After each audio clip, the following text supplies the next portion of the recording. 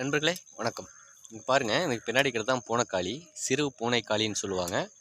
அந்த பழம் தான் என் கையில் இருக்குது. நான் பாருங்கள், பின்னாடி இருக்குது பாருங்கள், செடி இருக்குது, தெரியுதான்னு பாருங்கள். இதுதான் பூனைக்காளி. பூனைக்காளி காய் இது. என் கையில் இருக்கிறது பூனைக்காளி பழம். இந்த பழத்தை அப்படியே சாப்பிட்லாம். ரொம்ப புளிப்பு இனிப்பு கலந்துருக்கும். இதோட விதைகளும் நல்லா சுவையாகவே இருக்குது.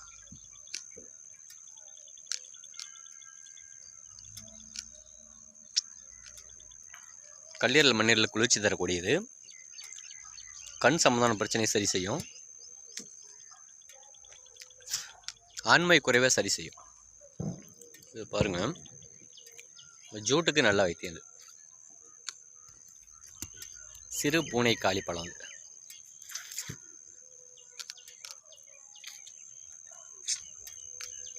நல்லா இருக்கு நண்பர்களே, சுவையாக தான் இருக்குது. நன்றி.